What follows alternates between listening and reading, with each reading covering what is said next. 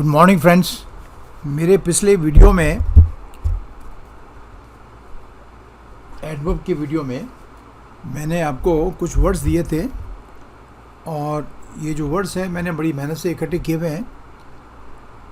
ये जो वर्ड्स हैं ये वर्ड दोनों थे, ये फॉर्म एक ही है लेकिन वो आपके एडजेक्टिव और एडवर्ब दोनों हैं। तो ये बहुत मेहनत से इकट्ठे किए हुए वर्ड्स होते हैं, लेकिन मुझे किसी के कमेंट्स नहीं मिले कि काम के आप लोग क्या सोचते हो, काम के हैं या नहीं। अरे बहुत काम के हैं। अगर ये आप पता नहीं है कि वर्ड आपके एडजेक्टिव और एडवर्ब दोनों हैं तो आप फंस जाओगे। लेकिन क्योंकि बच्चों के मन में क्या बैठा रहता है कि एडजेक्टिव बाद में एल लगता है तभी आपका एडवर्ब बनता है, इसलिए इनको जानना बहुत ज़रूरी है कि ये शब्द जो हैं। और पिछली बार मैं जो लास्ट कराया था शायद आपको फाइन कराया था, है ना आपका। तो फाइन क्या है? फाइन आपका एडजेक्टिव भी है जब ये नाउन के आगे आता है, तो या आप कॉम्प्लीमेंट के रूप में फाइन को इस्तेमाल करते हो। आपका इट इज़ फाइन, है ना, इट इज़ वेरी फाइन, है ना। फाइन का एडवर्ब भी होता है फाइनली, तो वो किसी एडजेक्टिव के आगे आता है। फाइनली चॉप, मैंने शायद उदाहरण भी दिया होगा आप। इन शब्दों को आपने सीखना है। और फाइन आपका एडवर्ब भी है, दिस इज़ वेरी इंपॉर्टेंट। ये आपका फ्रेज में आता है, to cut it too fine. तो व्हेन यू से, आपके पापा आपको डांटे, मैंने शायद उदाहरण भी यही दिया था आपको कि you cut it too fine. इसका मतलब क्या हुआ? तो इसको एंड टाइम पे करता है और बीच में समय का मार्जिन बिल्कुल नहीं रहता है। और कभी कुछ हो गया तो क्या होगा कि जिस दिन लास्ट डेट है उसी दिन आप फॉर्म जमा करा रहे हो, तो पापा आपको डांटेंगे कि भी थोड़ा सा मार्जिन रखा करो, एक दो दिन का आपकी तबीयत ख़राब हो जाए, कुछ हो जाए, हाँ, तो आप फॉर्म भरने से रह जाओगे। तो एंड उसी दिन मत करो फॉर्म जमा जिस दिन उसकी लास्ट डेट हो, ठीक है नहीं। इसी तरह से कोई जवाब दे रहे हो, आप ऑफिस में हो, ऑफिस में काम आएगा आपके। तो आपका बॉस आपको कहेगा, अगर यू अपने एंड टाइम पे आज ही जवाब जाना है, आज ही साइन करा रहे हो बॉस से कि सर इसको साइन कर दो, आज भेजना है, तो बॉस कहेगा आज ही क्यों भेज रहे हो? तो ये तो आपको एक महीने पहले आया हुआ है, तो 15-20 दिन पहले भेजे थे इसको। तो अगर बॉस आपको कहेगा you cut it too fine, तो समझो तो आना चाहिए ना हमको क्या बोला जा रहा है। तो ये कहा जा रहा है कि आप काम को एन वक्त पे करते हो। एन वक्त का सेंस नहीं है, इसका मेन सेंस है कि आप उसके अंदर समय का मार्जिन नहीं रखते हो कि भाई अगर 2-3 दिन का बीच में समय हो तो कुछ इमरजेंसी होने पे कुछ भी हो जाए तो वो काम टाइम पे हो सकता है फिर भी आप। तो ये सब इसलिए मैं करा रहा था, लेकिन आप लोगों की मुझे कोई वो नहीं मिले, ठीक है, कोई कमेंट नहीं मिले, कुछ नहीं मिले। चलो फ्री में मैं करा देता हूँ, ये बहुत मेहनत से मेरे इकट्ठे किए हुए हैं। तो कुछ एक वर्ड्स और हैं, और आपको अगर ज़्यादा इंटरेस्ट पता नहीं है या नहीं है तो मैं थोड़े से करा के फिर आगे चलते हैं, क्योंकि ये अपने आप में चैप्टर बहुत बड़ा है। फ्री आपको पता है कि ये एडजेक्टिव भी है और इसका एडवर्बियल प्रयोग भी होता है, ठीक है। तो कभी दिमाग में आता नहीं एक्चुअली वो, और फिर उसमें कन्फ्यूजन पैदा होगा, खास करके एडवर्ब के प्रयोग में। तो एडजेक्टिव तो है ही है आपका, we are a free nation, we are a free nation. तो इसमें आपका फ्री आपका एडजेक्टिव नेशन के आगे आ रहा है। कोलोकेशन समझ में आ रहा है आपका, डिटर्मिनर, एडजेक्टिव और नाउन का, फ्री नेशन, ठीक है। और फ्री एडवर्ब भी है, ज़्यादा इस्तेमाल नहीं है इसका, लेकिन जो भी है वो तो है, ठीक है। एक रेलवे का एम्प्लॉय आपका दोस्त है, वो कह रहा है travel free all over India. तो ये आपको प्रयोग बच्चों आना चाहिए। इसका अर्थ हो गया मैं पूरी इंडिया में फ्री ट्रैवल करता हूँ, क्योंकि मैं रेलवे का एम्प्लॉय मेरे पास है, मुझे टिकट खरीदना नहीं पड़ता है, आई ट्रैवल फ्री। अब ये फ्री किसको क्वालिफाई कर रहा है? ट्रैवल को। ट्रैवल आपका वर्ब है, इसलिए वो एडवर्ब हो गया। तो ये मैंने बड़ी मेहनत से आपके बना रखे हैं बच्चों, इनको प्रयोग करो यार आपका, ये समझा रहा हूँ आपको। और ये होना चाहिए आपको फर्दर, ठीक है ना। अगर आपको कहूँ please do not ask me further questions, please don't ask further questions,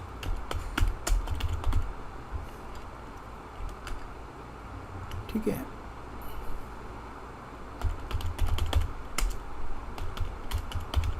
तो इसमें फर्दर आपके नाउन के आगे आ रहा है, इसलिए एडजेक्टिव है, ठीक है। और अगर आपको कौन चले, आप इतने ही चलते हैं, आज आगे नहीं चलते हैं, let us not walk further, तो आगे नहीं चलना हमने।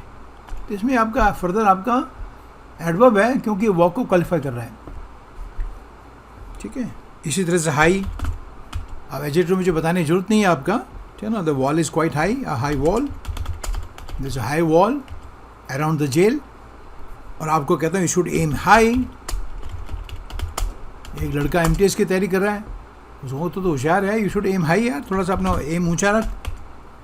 तो इसमें जो एडवर्ब का प्रयोग है, मैं दोनों को आपको अंतर बता रहा हूँ लेकिन मेरा एम, आपको मेन एम है ये बताना कि हाई आपका एडवर्ब भी है। हाई का एडवर्ब हाईली भी बनता है, वो अलग बात है। आज गेट में पॉइंट, आप चाहो तो एक सेंटेंस में वहाँ भी दे सकता हूँ आपको, ठीक है ना। आपको that's it. Highly contested match, collocation दे देता हूँ, सेंटेंस आपने आप आगे लगाना, इट इज़ या it was a highly contested match.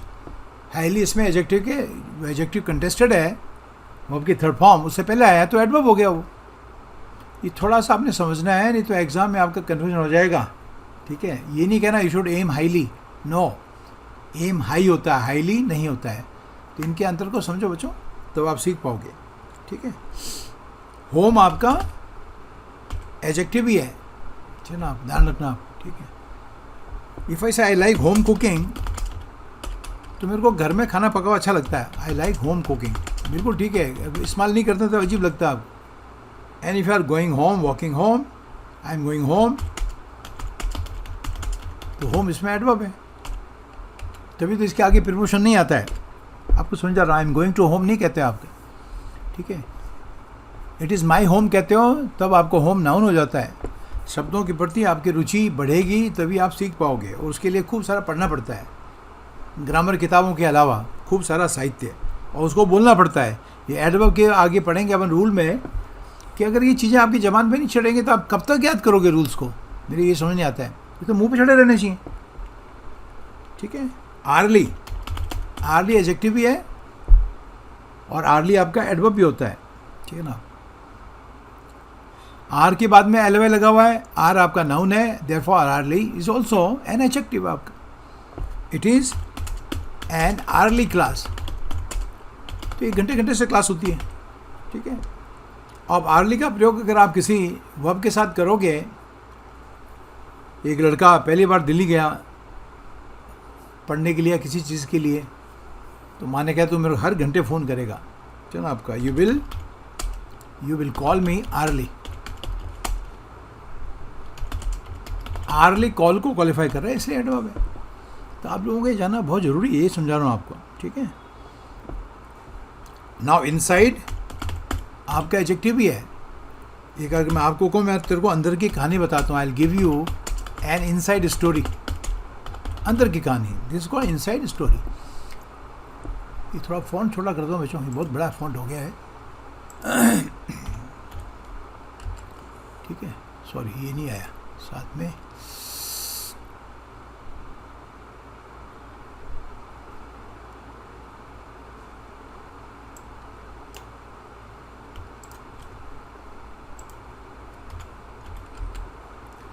You will call me early, ठीक है। अब इनसाइड आपका एडजेक्टिव है, इसमें स्टोरी के आगे इनसाइड आ रहा है, बड़े सुंदर प्रयोग है, इससे आपकी भाषा इंप्रूव होगी। I will give you an inside story. Give आपका डायरेक्ट ट्रांजिटिव वर्ब है, तो एक तो साथ में यू आ रखा है, जो आपका इनडायरेक्ट ऑब्जेक्ट है, और जो आप दे रहे हो वो आपकी इनसाइड स्टोरी, अंदर की कहानी, यानी वो बातें जो पब्लिक को पता नहीं है तो मैं आपको बताता हूँ। I will give you an inside story, ठीक है। और किसी को आपका गो इनसाइड, दो शब्दों का सेंटेंस, ठीक है, दो शब्दों का,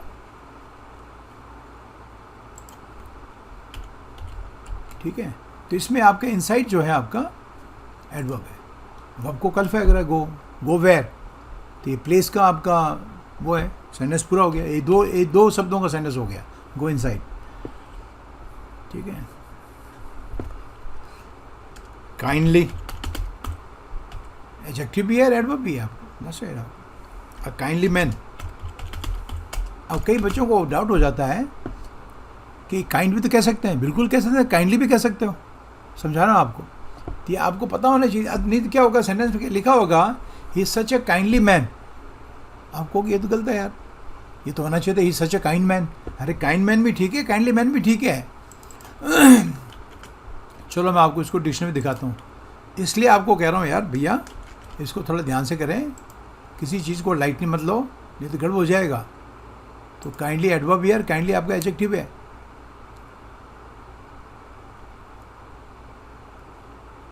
ये देखो क्या लिखा हुआ है, इसको काट दूंगा फिर उड़ा दूंगा, खाली आपको दिखाने के लिए बता रहा हूँ आप।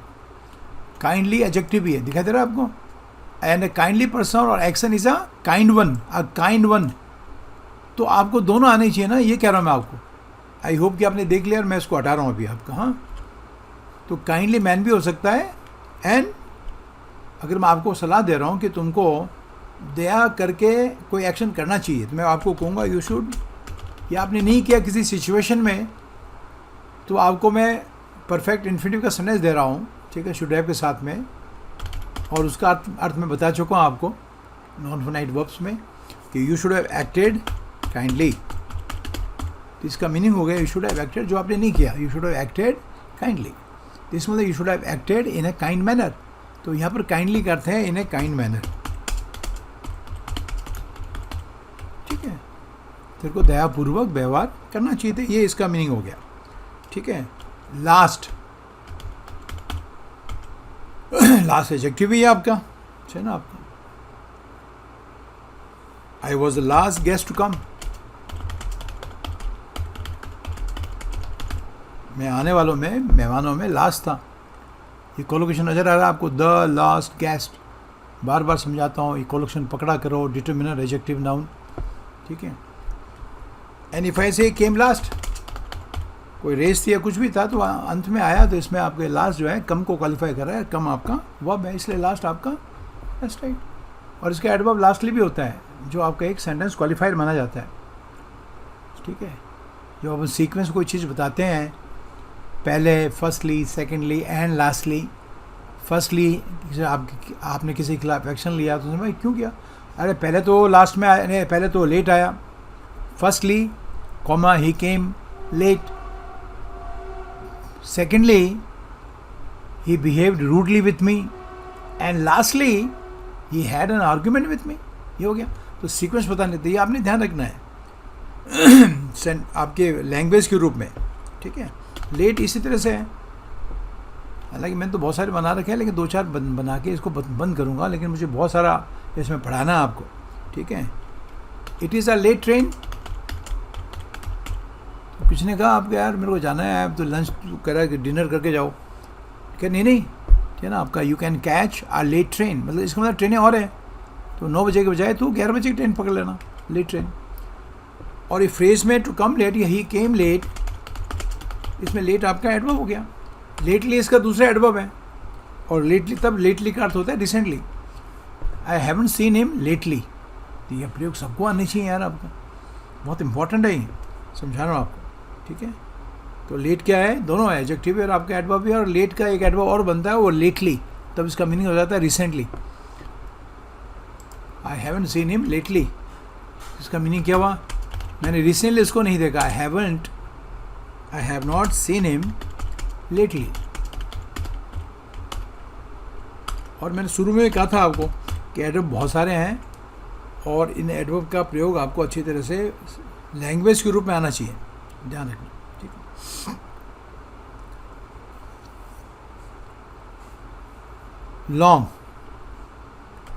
लॉन्ग एडजेक्टिव तो है ही, ठीक है ना आपका। It was a long journey, ठीक है। और इसका फ्रेज बना के लिखो, सेंटेंस लिख देता हूँ आपको, कैसे। इफ आई से I will not stay long, तो अपने आप देखो कि लॉन्ग किसको क्वालिफाई कर रहा है, स्टे को, ठीक है। अब ये ड्यूरेशन का एडवर्ब है, ध्यान रखना, ठीक है। तो इसमें आपका लॉन्ग एडवर्ब हो गया, because it is qualifying the word stay long, ठीक है ना आपका। लास्ट लॉन्ग में भी लॉन्ग आपका एडवर्ब है। ये समझ में आ रहा है कि नहीं आ रहा है। अगर मैं आपको उनकी दोस्ती लंबी नहीं चली तो क्या कहूँगा मैं आपका, their friendship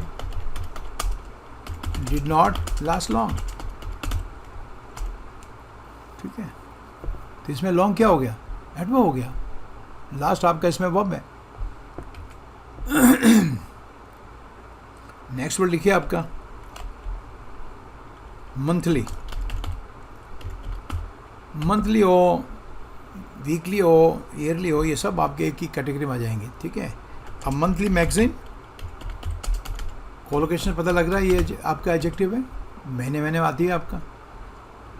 and I do not पे माई रेंट मंथली, मैं महीने आप रेंट नहीं देता, साल का एक साथ दे देता हूँ, समथिंग लाइक दैट। तो इसमें मंथली आपका एडवर्ब है जो पे को क्वालिफाई कर रहा है, रेंट को क्वालिफाई नहीं कर रहा है। हाउ डू यू पे? आई विल पे मंथली। या किसी ने कहा कि नहीं 12 महीने किराया एक साथ दो, तो आपने कहा no I will pay monthly. तो ये हमें पता, मतलब मेरा कहना मतलब है आपको पता होना चाहिए आपको, ठीक है। बहुत सारे वर्ड्स हैं इसमें बच्चों, जो कराते कराते तो पता नहीं क्या होगा, तो मैं कुछ छान के आपको इसमें से दे देता हूँ, ठीक है।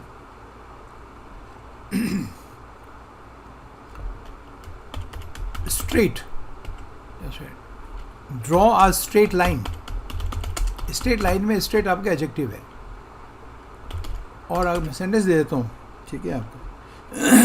मैंने कहा ही इज सो अपसेट। कोई आदमी अपसेट होता है तो वो चिंतित है, थोड़ा गुस्सा भी है, that he can not think straight. तो इसका मीनिंग क्या हुआ कि इतना वो परेशान है कि वो ठीक, इसमें स्ट्रेट का मीनिंग सीधा नहीं है, इसका मीनिंग आपका ठीक है, वो ठीक ढंग से नहीं सोच पा रहा, जो डिसीजन लेगा वो गलत हो जाएगा, इसका मीनिंग ये है, ठीक है। वेल, इफ आई से आई एम वेल, वेल इसमें एडजेक्टिव है, लिंकिंग वर्ब के बाद में आ रहा है, आई की कॉम्प्लीमेंट है, आई एम वेल, ठीक है। Do well, is doing well, well verb भी है, नाउन भी है, सबको पता है। इसमें डू वेल में वेल आपका एडवर्ब हो गया, ठीक है। रॉन्ग,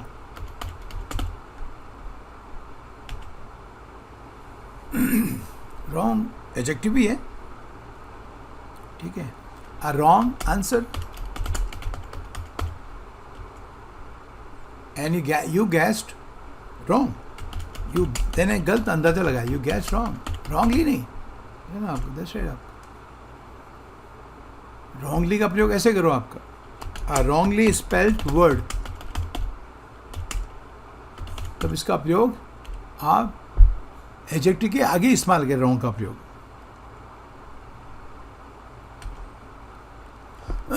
वर्स, वर्स एडजेक्टिव है। एक लड़का कह रहा है गॉट वर्स मार्क्स, तो वर्स किसको क्वालिफाई कर रहा है, बड़े बड़े गंदे नंबर आए यार मेरे, आई गॉट वर्स मार्क्स, ठीक है।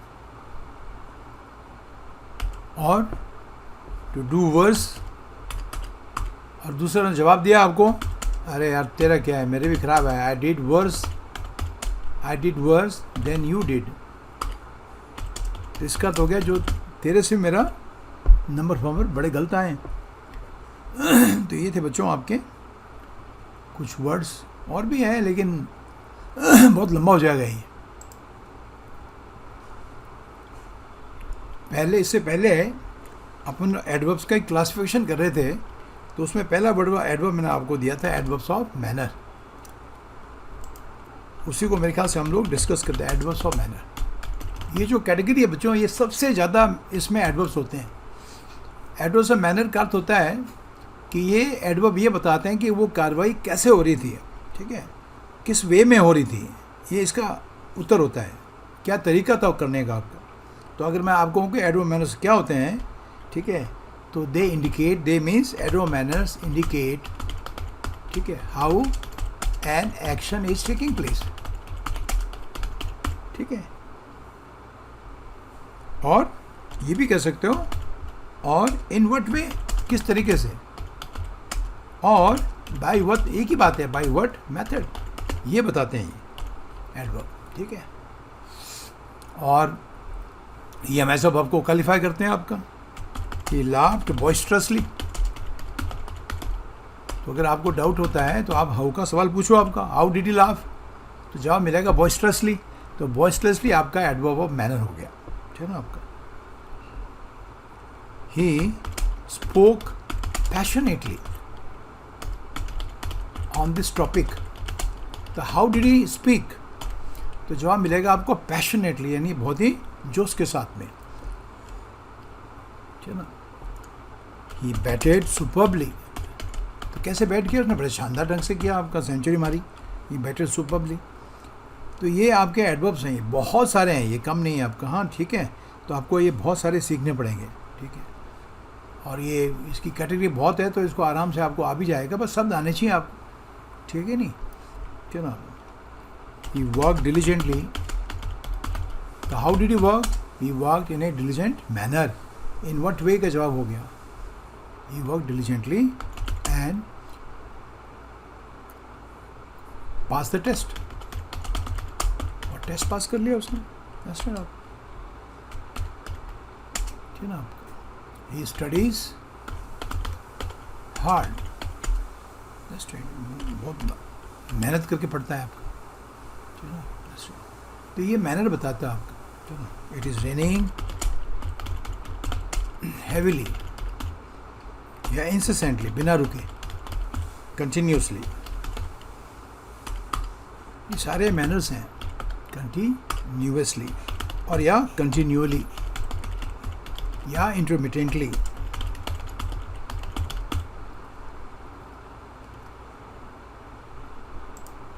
कंटिन्यूसली और इंसेसेंटली का अर्थ होता है लगातार बिना रुके, और कंटिन्यूली इंटरमिटेंटली का अर्थ होता है लगातार लेकिन बीच में थोड़ा थोड़ा गैप होगा आपका. That's right.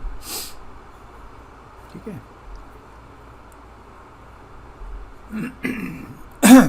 तो ये बताता है कि किसी एक्शन का मैनर क्या है. ठीक है. और कि किस वे में कोई एक्शन हो रहा है. ठीक है. That's right. सैनिक लड़े तो कैसे लड़े? They fought bravely. Our soldiers fought bravely. How did they fight? Our soldiers fought bravely. अब इसमें वर्ड्स खूब सारे आने चाहिए आपको. गैलेंटली, ठीक है ना, ब्रेवली, गैलेंटली, ठीक है ना, वैलियंटली. इसमें शब्द आएंगे तभी काम चलेगा. तो ये एक बहुत शानदार तरीका है.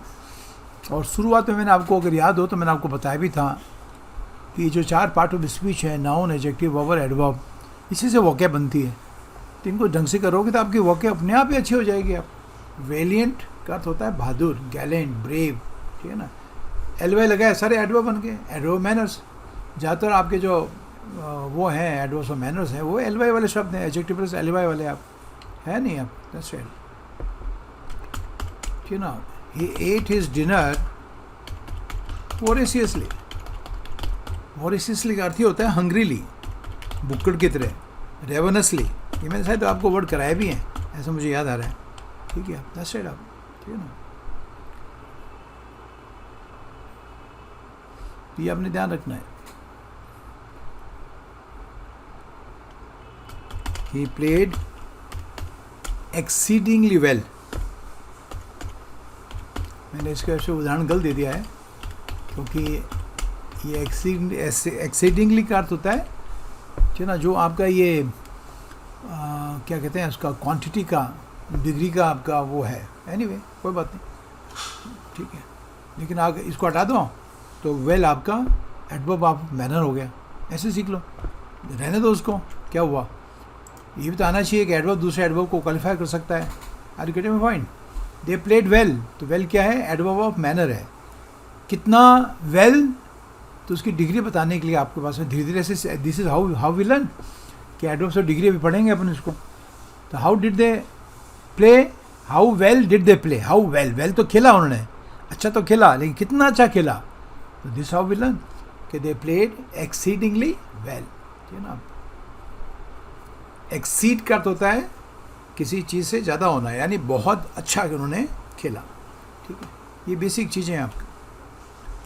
अब इसमें एक चीज़ का आपने ध्यान रखना है कि ज़्यादातर जितने भी आपके एडवर्ब्स और मैनर्स हैं, ठीक है ना, आपका उनकी जो पोजीशन है वो आपको पता होनी चाहिए. ठीक है ना आपका.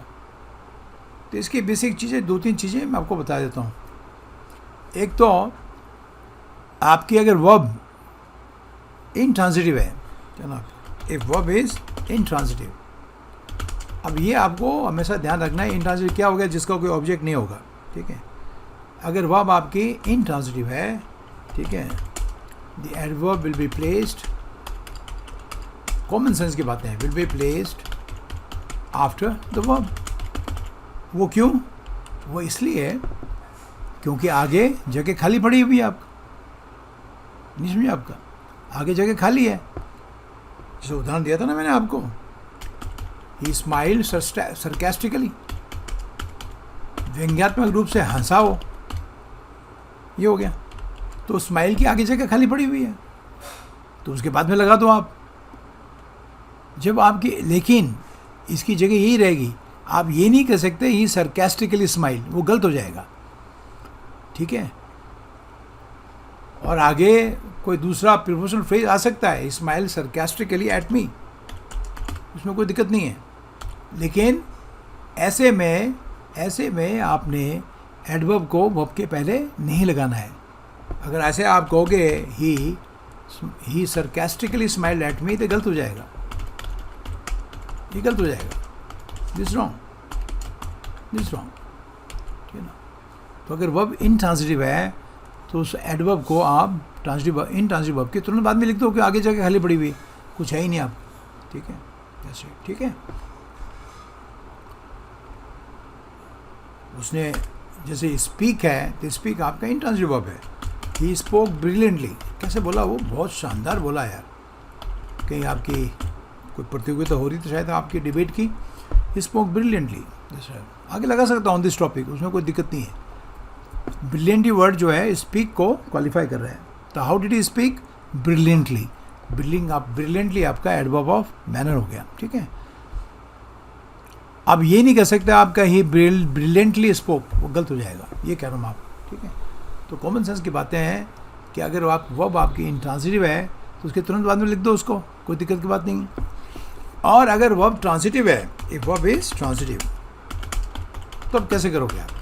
ट्रांसिटिव वर्ब का अर्थ क्या हुआ, ट्रांसिटिव वर्ब का अर्थ हो गया वो वर्ब जिसके आगे ऑब्जेक्ट है।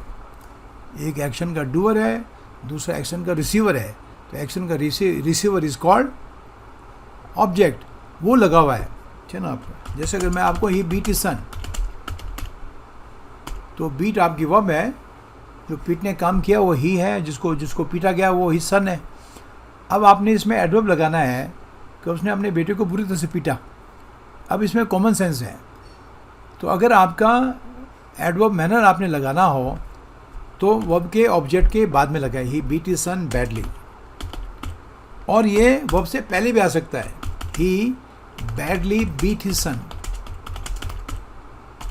लेकिन आप ये नहीं कह सकते, ये वर्ब के बाद में नहीं आ सकता है, लाइक इंट्रांसिटिव वर्ब, ये ऐसे नहीं कह सकते आपका, ही बीट बैडली हिज सन। और इसीलिए मैं आपको बोलने के लिए बोलता हूँ, और जिन लोगों ने ये बोला होगा उनको ये बहुत गंदा लग रहा होगा सेंटेंस, कि ये क्या सेंटेंस है, ही बीट बैडली सन, बड़ा अटपटा लग रहा है। तो अगर आपकी वर्ब की जो वर्ब है वो ट्रांसिटिव है, उसके आगे ऑब्जेक्ट है, तो या तो ऑब्जेक्ट के बाद में लगा दो आपको, और या फिर एडवर्ब को आप वर्ब से पहले लगाते हैं। लेकिन जब वर्ब ट्रांसिटिव होती है तो आपने एडवर्ब को वर्ब और उसके ऑब्जेक्ट के बीच में नहीं लगाना। ही बीट बैडली हिज सन नहीं कहना, ही बैडली बीट हिज सन और ही बीट हिज सन बैडली, ठीक है ना। That's right, he treated me badly, he treated me badly, मेरे साथ उन्होंने बड़ा व्यवहार किया, बुरा व्यवहार किया। तो बैडली वर्ड कहाँ आएगा, या तो वर्ब के बाद में लगाओ, सॉरी ऑब्जेक्ट के बाद में लगाओ, और या फिर वर्ब से ही बैडली ट्रीटेड मी, ऐसे भी कह सकते हो आप, he badly treated me, he played badly. ये तो इसमें प्ले आपकी इंट्रांसिटिव वर्ब होगी। तो ये मोटा मोटा सा आपने ध्यान रखना है, और बाकी तो खूब सारा आपने इस्तेमाल करना है, ठीक है।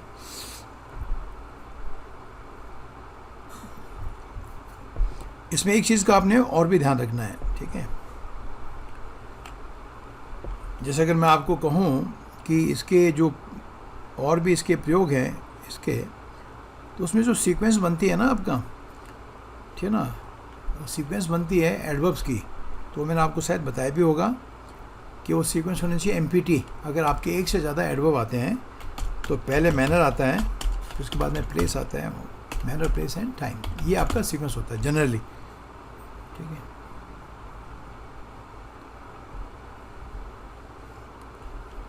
जैसा कि मैं आपको कहूँ, ठीक है, कि ही will do it now quickly. अगर दो हो तो दो लगा दो, हेयर ओनली, चलो मैं तीनों लगा देता हूँ, अब इस सेंटेंस में एक तो पहचानो आपको, ये एक तो आपका एडवर्ब का नाउ हो गया, क्विकली हो गया, और एक आपका हेयर हो गया। ये कौन कौन से आपके हैं, तो इनको मैं सिंगल लेटर से बताता हूँ। नाउ आपका क्या हो गया, टाइम का, ये हो गया टाइम का। क्विकली हो गया मैनर, हाउ का जवाब। हेयर आपका प्लेस हो गया, ये गलत हो गया आपका, हो गया ना गलत, क्योंकि इसका ऑर्डर हो गया आपका TMP, तो उसको आप MPT कर दो। तो पहले मैंने लगाओ, he will do it quickly, ठीक है ना आपका। फिर हेयर, नाउ ऐसा होगा, he will do it quickly, place लगाओ क्विकली हेयर, और बाद में लगाओ टाइम आपका now, he will do it quickly here now. तो ये बोलते रहने से मुंह पे चढ़ जाता है, नहीं मुंह पे चढ़ता नहीं है, ये आपने ध्यान रखना है, ठीक है। तो ये प्लेस का भी आपने ध्यान रखना है।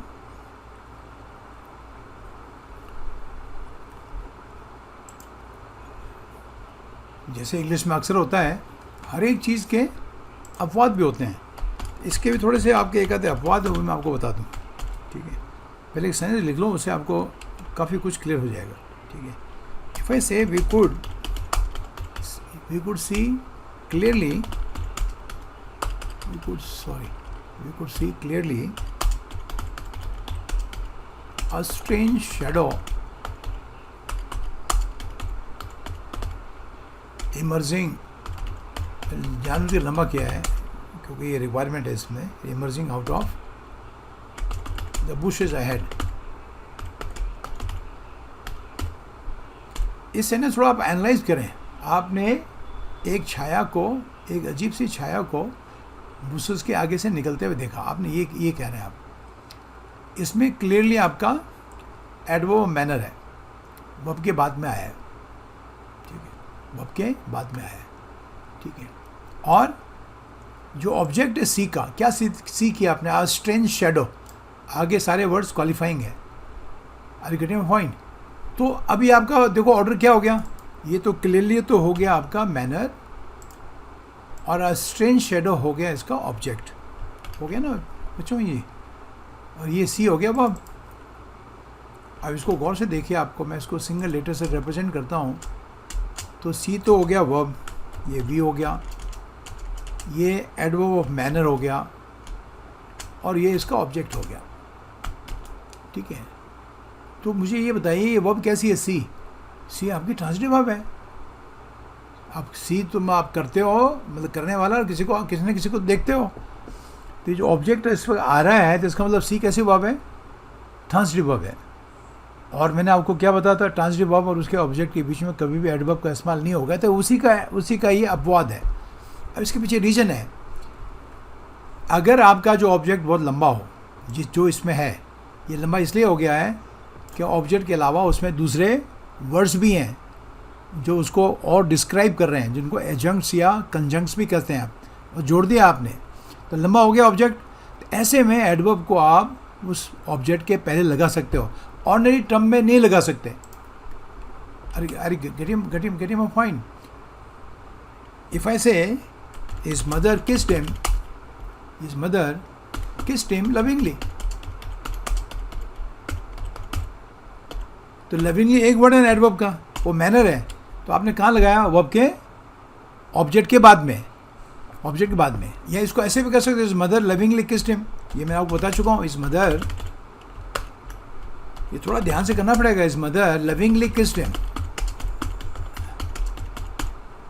तो इस सेंटेंस में देखिए, आपका जो लविंगली वर्ड है, या तो वर्ब के ऑब्जेक्ट के बाद में लगाओ, या फिर वर्ब से पहले लगाओ। वर्ब है ना वो किस्ड, लविंगली कहाँ लगाया आपने, वर्ब से पहले। देखिए इस सेंटेंस के साथ तुलना करो, आपने क्लियरली कहाँ लगाया, ऑब्जेक्ट से पहले। ऑब्जेक्ट से पहले नहीं लगाना आपने, अगर सेंटेंस लगाओ तो कैसे हो जाएगा, हिज मदर, ठीक है ना, आप किस्ड लविंगली हिम। अभी कितना गंदा लग रहा है मुझे बताओ आपका, ऊपर के दोनों सेंटेंस ठीक है, नीचे वाला गलत है। ये गलत क्यों हुआ, क्योंकि आपने जो एडवर्ब मैनर है उसको आपने ऑब्जेक्ट के पहले लगा दिया ना आपका। और इसका नियम क्या है, या तो वर्ब से पहले लगाओ, और ये लविंगली लगाया आपने वर्ब से पहले, और या फिर वर्ब का जो ऑब्जेक्ट हिम है लविंगली उसके बाद लगाओ। लेकिन इसमें ऐसा क्यों, ये इसमें गलत क्यों नहीं है, ये तो सेंटेंस ठीक है, दिस सेंटेंस परफेक्टली ओके। तो ऐसा क्यों है? तो ये ऐसा इसलिए है क्योंकि आपका जो ऑब्जेक्ट है बहुत लंबा है ना। कल्पना करो अगर ये सेंटेंस में ऑब्जेक्ट छोटा होता, ठीक है, तो मैं ऐसे कहता वी कुड सी, ठीक है ना आपका, we could see a strange shadow clearly. समझे आपके? ये बिल्कुल ठीक है। अगर आपको लग रहा है ये 3 शब्दों का है तो मैं कहूँगा I could see him clearly, मैं उसको साफ साफ देख सकता था, ठीक है ना। और यहाँ भी वर्ब से पहले लगा सकता हूँ इसको, we could clearly see him, ये हमने सीखा है वर्ब से पहले लगेगा, वर्ब के ऑब्जेक्ट बाद में लगेगा। तो मेरे बताने का मतलब ये था बच्चों कि ये सेंटेंस, ये भी सेंटेंस ठीक है। अब इसमें क्लियर वर्ड आपने ऑब्जेक्ट के बाद में लगाया है क्योंकि सिंगल वर्ड है, भले 2-3 वर्ड भी है छोटा, लेकिन ये बहुत लंबा है। तो आपने क्लियर वर्ड को, अगर ऑब्जेक्ट बहुत लंबा हो जिसमें बहुत सारे वर्ड्स हों, कितने सारे वर्ड देखो आप, है ना ये सारे आपके, तो अब आप उस एडवर्ब और मैनर को उस ऑब्जेक्ट के पहले भी लगा सकते हो, जो बेसिक नियम है उसका अपवाद है। अब तो समझ आ गया कि नहीं आया? तो आई होप कि ये चीज़ें हैं, इनको बहुत ध्यान से करना। ये एडवर्ब बड़ा ट्रिकी भी होता है और आसान भी है। अगर आपके मुंह पे चढ़ा हुआ है तब तो सब कुछ आसान है, मुंह पे नहीं चढ़ा हुआ है तो गड़बड़ है, ठीक है। इवन आपको मैं उसका अपवाद बताता हूँ। जैसे आपने कहा, हमने कहा MPT का रूल लगाओ, पहले मैनर, फिर प्लेस, फिर टाइम, लेकिन ये भी, इसका भी अपवाद है। आप ध्यान से सुनो बच्चों, manner, place and time normal जो है आपका कोलोकेशन है एडवर्ब्स का, ठीक है, लेकिन इसके भी अपवाद हैं। और अपवाद ध्यान रखना, 3-4 वर्ब दिखा रहा हूँ। इफ़ वी यूज़, क्या ना, वर्ब्स लाइक, और भी हो सकते हैं एक आधे वर्ब, लाइक कम, गो, अराइव, कम, गो, अराइव, एंटर, ठीक है। ऐसे में और डायरेक्शन भी, तो डायरेक्शन वर्ब आपने लिखी है, ठीक है। द एडवर्ब और प्लेस जो होता है, ठीक है, कम्स बिफोर एडवर्ब मैनर। आप देखो उसका अपवाद हो गया। ये होना क्या चाहिए? MPT, manner, place, time. पहले मैनर आएगा, फिर आपका प्लेस आएगा और फिर आपका टाइम आएगा। ये नॉर्मल सीक्वेंस है। लेकिन अगर ये शब्द आप इस्तेमाल कर रहे हो, ठीक है, तो ये शब्द हो या कोई डायरेक्शन का हो तो वो एडवर्ब मैनर से पहले आएगा, ठीक है, एडवर्ब से पहले आएगा, जबकि नहीं आना चाहिए। जैसे अगर मैं आपको कहूँ आई वॉकड होम क्विकली। अब मुझे बताओ होम क्या है? होम आपका, होम क्या है? ये भी एडवर्ब है, एडवर्ब प्लेस है, और क्विकली क्या है? मैनर है। तो अगर मैं दोनों को अगर सिंगल लेटर से रिप्रेजेंट करूं तो होम हो जाएगा आपका प्लेस का, है ना, और क्विकली हो जाएगा मैनर का। तो ऑर्डर क्या हुआ? ये ऑर्डर तो ये PM हो गया। तो आप तो कोई गलत है, तो MP होना चाहिए था आप। तो इसके अपवाद भी हैं, इसलिए जब तक ये बोलोगे नहीं, आप जबान पे नहीं चढ़ाओगे ना, तो कब तक याद रखोगे इन चीज़ों को? मुझे बताओ आप। और ये मुंह पे चढ़ा हुआ है, तो बिल्कुल नॉर्मली जो थोड़ा बहुत जिनको इंग्लिश आती है ऐसे बोलते हैं आप। ये कभी नहीं कहेंगे I walked quickly home, you never say that. मतलब इसका जो फर्स्ट नियम है उसको ठीक करने के लिए अगर मैं ऐसे कह दूँ आई वॉकड क्विकली होम, तो ये गलत हो गया आपका। ध्यान रखना, ये गलत हो गया आपका, दिस सेंटेंस इज रॉन्ग। तो आपने इन शब्दों का जब इस्तेमाल करो, कम का, गो का, अराइव का, ठीक है, तो आपने ये ध्यान रखना है आप, ठीक है। डायरेक्शन का हो या ये शब्दों का इस्तेमाल हो, कम, गो, अराइव, एंटर वगैरह, ठीक है ना। अगर मैं आपको कहूँ कि ही एंटर्ड योर रूम, ठीक है ना आपका, सरप्टिशियसली, चलो एक वर्ड भी दे दो, वैसे मैंने करा रखा है वर्ड आपको, चोरों की तरह घुसते हो ना चुपचाप बिना आवाज़ किए। अब मुझे बताओ योर रूम क्या है?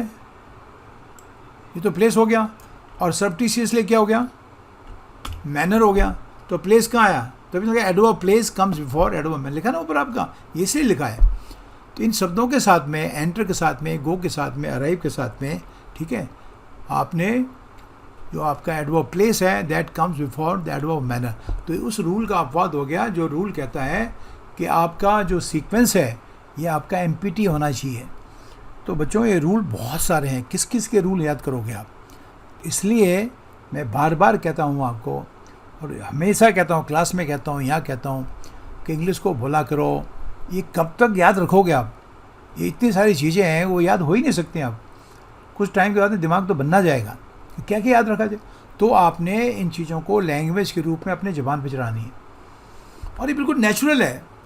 अगर आपको इस सेंटेंस का एमपीटी का रूल के हिसाब से मैं इसको अरेंज करूं और फिर मैं इसको सरप्टिशियस वर्ड को पहले लगा दूं, तो ये सुनने में भी गंदा लग रहा है। मुझे बताओ, आपको नहीं लग रहा है? बिल्कुल लग रहा है। क्या सेंस हुआ? He entered surreptitiously your room? No, he entered your room clandestinely. Bangladeshis are entering our country clandestinely. तो ये क्लैंडस्टाइन वर्ड जो आपका एडवर्ब है, ये आपका प्लेस के बाद में आएगा। और ये सचमुच हो रहा है, नहीं हो रहा है? जो बांग्लादेशी नेशनल्स हैं वो चोरी छुपे हमारे देश में घुस जाते हैं आपका। और एक बहुत बड़ी समस्या है, द बांग्लादेशी नेशनल्स, ठीक है, are entering our country. Our country क्या हो गया बच्चों? प्लेस हो गया। कैसे आ रहे हैं? चोरी छुपे, क्लैंडस्टाइनली। तो जब आप इसको बोलोगे करोगे तभी तो आपको आएगा ना बच्चों, नहीं तो कैसे आएगा? मुझे बताओ यार। अब आपका ये जो आपका एंटर वर्ब है, ठीक है, और एंटर के साथ इंटू मत लगाना, पहले बता रहा हूँ। हाँ, एंटर के साथ में इंटू तब लगाते हैं कि जो उसमें फिजिकल मूवमेंट नहीं हो, पाँव से चल के नहीं जा रहे हो आप, ठीक है। एंटर इंटू का कॉन्ट्रैक्ट होता है ना, अदरवाइज एंटर के साथ में सीधा ऑब्जेक्ट आता है, ठीक है। तो आर कंट्री, ठीक है, आर कंट्री उसका ऑब्जेक्ट है जो प्लेस को डिफाइन कर रहा है। और क्लैंडस्टाइनली आपका मैनर है, जिस तरीके से वो अपने देश में घुस रहे हैं, ठीक है। और इसको मैं अगर ऐसे लिखूँ, एमपीटी का रूल साधने के लिए the Bangladesh nationals are entering clandestinely our country, तो सुनने में भी गंदा लग रहा है। तो ये रूल वैसे देखा जाए तो कुछ नहीं है, अगर आपकी जबान पे चढ़े हुए हैं तो बहुत आसान है। आई होप कि आपको ये समझ आ गया, आपको क्या नहीं आया, ठीक है। और एक और आपको कोई कमाल है, जितने रूल हैं उनके अपवाद में, एक अपवाद में आपको और दे रहा हूँ, ठीक है। हालांकि इसमें एक एडवर्ब जो है फ्रीक्वेंसी ऑफ टाइम से रिलेटेड है। सेंटेंस को देखिए आपका, if I say the doctor visits this hospital, ठीक है, twice a day. A day का अर्थ होता है इन ए डे, इसलिए आ डे भी आपका एडवर्ब है टाइम का। नहीं तो आप चाहो तो मैं इसमें इन लगा देता हूँ, ट्वाइस इन ए डे, एक ही बात है ना। ट्वाइस इन ए डे कहूँ या ट्वाइस अ डे कहूँ, है ना। ये प्रीपोजिशनल फ्रेज है लेकिन एडवर्ब का काम कर रहा है। एक आपका ये हो गया टाइम का, ट्वाइस फ्रीक्वेंसी का हो गया। फ्रीक्वेंसी का अर्थ होता है बारंबारता, ठीक है। और दिस हॉस्पिटल इसका ऑब्जेक्ट हो गया, वो प्लेस हो गया, ठीक है। मैं इसको सिंगल लेटर से रिप्रेजेंट करता हूँ, ठीक है ना। दिस हॉस्पिटल क्या हो गया? प्लेस। ये हो गया आपका ट्वाइस फ्रीक्वेंसी समझते हो, बारंबारता, कितनी बार वो करता है। और इन डे क्या हो गया? टाइम, ठीक है, टाइम, ठीक है। तो PFT हो गया ये, लेकिन वो ठीक है, this sentence is absolutely fine, ठीक है। पहले ऐसे अगर इस सिचुएशन में आपने यही ऑर्डर रखना है, ठीक है। इसकी जो एडवर्ब की सीक्वेंस होगी तो वो PFT ही होगी, जानना आप, ठीक है। तो उसमें मेरा नहीं है, ठीक है, इसमें आपका सीक्वेंस है। तो आपने रूल भी सीखने हैं, रूल के साथ साथ में आपने अपवाद हैं वो भी सीखने हैं। तो ये था आपका place of adverb. Next video में आपको कराऊंगा adverbs of place, position and location. तो ये बहुत इंपॉर्टेंट है, ठीक है। और इसमें आप कुछ एडवर्ब्स भी करेंगे, उनके सेंटेंसेस बनाएंगे। मैं यही चाहता हूँ कि आपकी ये जबान पे चढ़ें तो आपके लिए आसान हो जाएगा, नहीं तो ये रूल याद कर के तो होगा नहीं है, ये आपको जबान पे चढ़ाने पड़ेंगे। कई बच्चे इस पर ध्यान नहीं देते, एडवर्ब पे ध्यान नहीं देते, तो वो बहुत गलती हो जाएगी आप लोगों से। अभी तो बहुत लंबा चौड़ा चैप्टर है, फिर मैंने उसके आपको रूल्स भी कराने हैं, ठीक है, उनको मैं अभी तैयार कर रहा हूँ, ठीक है। तो ओके बच्चों, ये आपको अगर पसंद आया हो तो इसको लाइक करें, शेयर करें, और जो मेरे चैनल पे नए हैं उसको, ठीक है ना, सब्सक्राइब करें, ताकि मेरे जब भी नया वीडियो अपलोड करूँ तो उसका नोटिफिकेशन आप तक पहुँच जाए। Okay then, see you in the next video. Thank you.